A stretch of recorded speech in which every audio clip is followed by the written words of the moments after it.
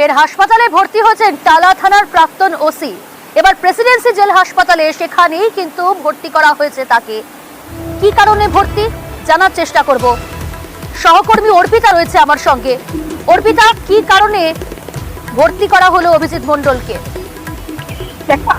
খুন এবং ধর্ষণের ঘটনাতে ষড়যন্ত্রকারী এবং প্রমাণ লোপাটের অভিযোগে গ্রেফতার করা হয়েছিল ওসি টালা থানার অভিজিৎ মণ্ডল এবং তার সঙ্গে আরজিকরের প্রাক্তন অধ্যক্ষ সন্দীপ ঘোষকে। গতকাল দুজনকে সিবিআই হেফাজত শেষে যখন শিয়ালদা আদালতে পেশ করা হয় তাদের জেল হেফাজত হয় এবং সেই সময় প্রিজন ভ্যানে তোলার সময় অভিজিৎ মণ্ডল প্রিজন ভ্যানে উঠতে গিয়ে তিনি হোঁচট খান। সেখানে কিন্তু এক পুলিশ কর্মী তাকে সামাল তাকে দেন এবং তারপরে জেলে নিয়ে গেলে, অর্থাৎ প্রেসিডেন্সি সংশোধনাগারে নিয়ে গেলে তিনি নিজে অসুস্থতা বোধ করেন বলে তিনি জানান জেল কর্তৃপক্ষকে। এরপরেই সেখানে যে জেল হাসপাতাল রয়েছে সেখানে তাকে ভর্তি করা হয়েছে এবং গতকাল থেকেই কিন্তু তিনি জেল হাসপাতালে তিনি চিকিৎসাধীন, তেমনটাই আমরা জেল সূত্র থেকে আমরা জানতে পারছি। কারণ ওসি অভিজিৎ মণ্ডল বেশ কিছুদিন আগে, অর্থাৎ গ্রেফতার হওয়ার কিছুদিন আগে অভিজিৎ মণ্ডল এখন কেমন রয়েছেন তিনি?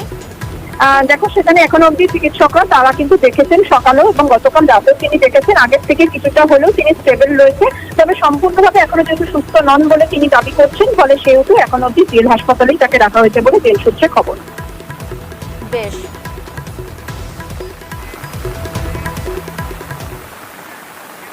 কাটোয়ার দিকে নজর রাখি। কাটোয়ায় আক্রান্ত মহিলা চিকিৎসক, তার হাতের আঙুল ভেঙে যায়, কিন্তু কারা তাকে এইভাবে মারধর করলো, কি অভিযোগ, কি কারণে আক্রান্ত হতে হলো জানবো।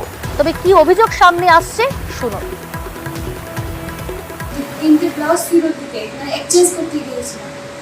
হ্যাঁ, দিয়ে ওই দাদাকে বললাম, দাদা আমার তিনটে ব্লাউজ এক্সচেঞ্জ আছে। দাদা বলে ঠিক আছে, আপনি পছন্দ করে নিয়ে নেন। আমি বুটিক চুজ করছিলাম, দিয়ে আমি ওয়েট করছিলাম, দাদা ছিল না।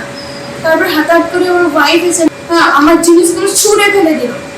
আমার খুব খারাপ লাগলো। হ্যাঁ, ইয়ার মানে এরকম ব্যবহার কেন? আমি দাদাকে ডাকুন, আমার বিলটা কমপ্লিট করুন, আমাকে তো এক্সচেঞ্জ করতে হবে। বলছে না, এখন তো কিচ্ছু পাবে না। ঠিক আছে, তারপরে ও আমাকে অ্যাটাক করলো, আমার চশমা ভেঙে গেল, আমার মাথায় মেরেছে, আমার হাতটা ভেঙে দিয়েছে। রণদেব রয়েছে আমার সহকর্মী। রণদেব, প্রশাসনের তরফ থেকে কি ব্যবস্থা নেওয়া হয়েছে? কারণ মারধরের কথা তো স্বীকার করেছেন দোকান মালিক নিজে। হ্যাঁ, একদমই প্রিয়াঙ্কা, যে কার্যত যে দোকান মালিক সে স্বীকার করেছে ঘটনা এবং ঘটনার জন্য সে অনুতপ্ত এবং দুঃখিত এবং বেদনার বলে স্বীকার করেছে ক্যামেরার সামনে। কাটোয়া থানায় মহিলা চিকিৎসকের স্বামী ইন্দ্রনীল রায় উনি অভিযোগ জানিয়েছেন। অভিযোগ জানানোর পর কাটোয়া থানা প্রাথমিকভাবে তদন্ত শুরু করেছে এবং অভিযুক্ত যে তাকেও ডেকে পাঠানো হয়েছে। এই মুহূর্তে কিন্তু যে চিকিৎসক উনি কিন্তু এখন কাটোয়া মহকুমা হাসপাতালে এখনো পর্যন্ত আছে। তবে উনি শারীরিকভাবে এখনো সুস্থ, তবে ডান হাতে কোড়ে আঙুল, যেটা কনিষ্ঠ আঙুল, ওটা ভেঙে গেছে আর চোখে বাঁ দিকে আঘাত পেয়েছিল। ঘটনা কিন্তু খুবই বেদনার এবং খুবই আশ্চর্যের যে ওই দোকানেরই কিন্তু গ্রাহক ছিলেন এই মহিলা চিকিৎসক লাম্বা, এবং এই মহিলা চিকিৎসক কয়েকটা শাড়ি কেনার পরে এই পরিবর্তন করতে গিয়েই কিন্তু ওই যে দোকান মালিকের যে স্ত্রী তার সাথেই কিন্তু গন্ডগোলটা বাঁধে। প্রথম বচসা থেকে হাতাহাতি এবং তাতে মারধর করা এবং এই চিকিৎসক নিগ্রহের ঘটনায় ব্যবসায়ী মহলেও চাঞ্চল্য ছড়িয়েছে। প্রিয়াঙ্কা, বেশ, ধন্যবাদ রণদেব। আমি 2 মিনিটের জন্য বেরিয়ে গেছিলাম এবং আমার যে এক স্টাফ ছিলেন উনি আমাকে সঙ্গে সঙ্গে গিয়ে ডেকে নিয়ে এসে দেখলাম যে ম্যাডামের সঙ্গে খুব উত্তেজিত হয়ে দুজনে কথা বলছেন। আমি তো এসে শুনছি যে এরকম ঘটনা ঘটেছে, এ খুব নিন্দনীয় ঘটনা এবং আমি এই ঘটনার জন্য আমি ম্যাডাম বা ম্যাডামের হাজব্যান্ডের কাছে আমি জোরহাত করে ক্ষমা চাইছি, যাতে এই দুর্ঘটনা আর যেন কোনোদিন না ঘটে।